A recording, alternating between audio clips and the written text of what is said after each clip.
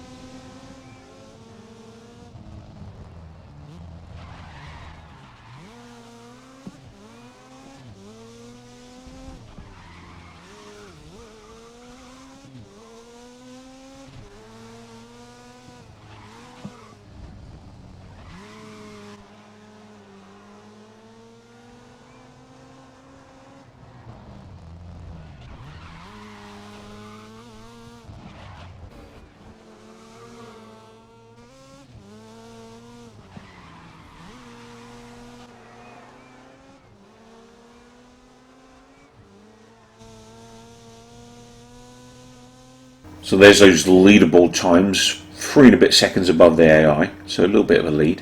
And here's my global rank. Now sometimes the game crashes when you try and see your global rank. Just a bit of warning to you.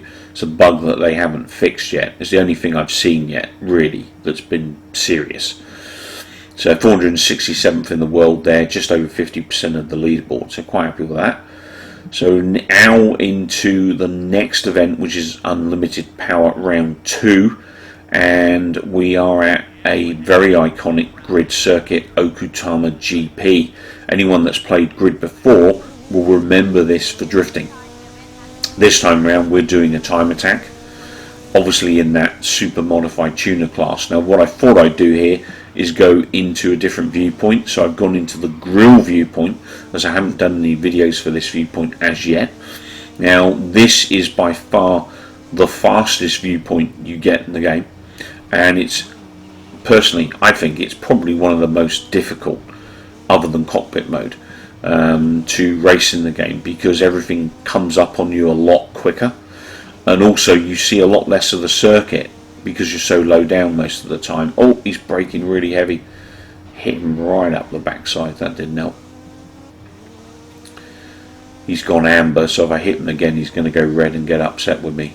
I'll try and avoid that.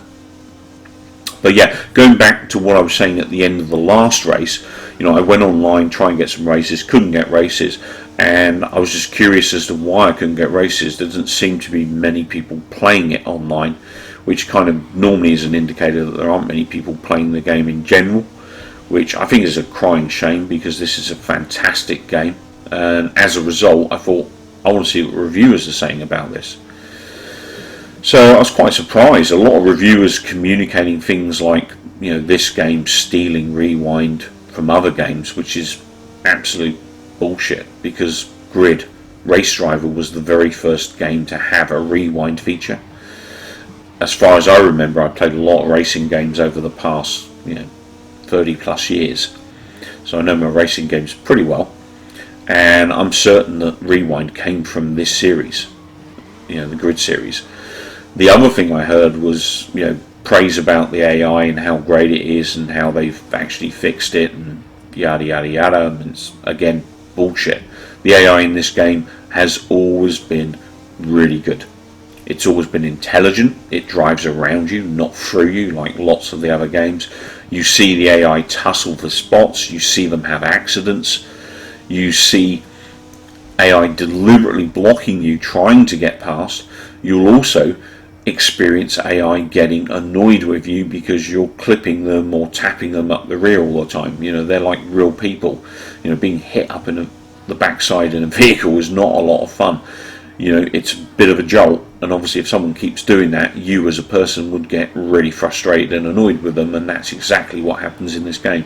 The AI are second to none in any racing game in this generation. These guys, Codemasters, have got the best racing AI, and they have had for the last 11 years. You know, it's not a new thing. The other thing I heard review wise was that there's not a lot to this game, and I'm like, what are you playing? You know, what is there not a lot to? There's 90 plus events in the campaign alone. Now the original Grid was all about campaign. It had multiplayer. This has multiplayer too. I haven't unfortunately got to see it yet, but you know, it's got racing at minimum, which is what most people want to do online anyway. But in terms of a campaign, it's huge. There's 90 plus events. You've got around about 150 races. I'm just approximating here because I haven't got through all of it yet, but there's a lot of stuff to do in this game. There's, you know, you've got independent categories of cars, all of them race orientated, you know, which a lot of people complain about in Forza, that there aren't enough vehicles of this type, and this is delivering that. And you know, for me, this is just a fantastic game. There is a hell of a lot of campaign here. There's been a lot of love put into this game, bringing it back, you know, to this generation. I've heard some people saying, oh, it's just, you know, it's Grid with a reskin. You know, it kind of is in some ways, which isn't a bad thing, because I think Grid is the best racing experience there is. You know, so I was a little frustrated at watching some of the reviews and how they downplayed this game. and made it sound like it was like a vanilla experience. This is the most exciting racing you're going to get this gen. You know, this is, as far as I'm concerned, the best racing game this gen. You know, it feels like I'm racing other vehicles in the campaign. You go to the likes of Forza, it's like they're Scalextric's vehicles. You know, they don't have any intelligence. If you're alongside them, they'll just move across on you. You know, they're not even aware you're there. In this game, they know you're there. You know, sometimes they'll deliberately hit you because you've upset them. Other times they'll just, you know, try and overtake and jostle for position with you. But there is intelligence there. So I would say at the moment, you know, if you see a review like that, just switch off, because you're wasting your time with it. It's not telling you about this game, or it's not telling you enough good things about this game. This game, for me, right now is a 9 out of 10 still. I'm thoroughly enjoying it, and I'm pretty addicted to it. Every waking moment I get, which unfortunately isn't a lot, I'm playing this game as much as I can. And obviously once I get through the campaign, I'll do my review, because I feel I'm in a place to be able to do that. I'm not a person to review a game unless I've played all of it. You know, bottom line, I can't comment on a game fully unless I've fully played it. As I'm not a funded channel, you know, I have to buy the game myself and play it, which means I'm getting it release date like most of you guys, which is why a lot of the time my releases are late, you know. Until obviously I get numbers up on the channel and subscribers and various other things, that's not going to change, and probably won't change. But you know, I'm going to tell it how I see it, and you know, the reviews out there I think were a little unfair to this so far. For me, like I said, 9 out of 10, awesome game. Well, I'll take this opportunity to thank you guys for watching. If you enjoyed the video, maybe drop me a like, maybe subscribe. Take care, keep well, and most importantly, come back soon.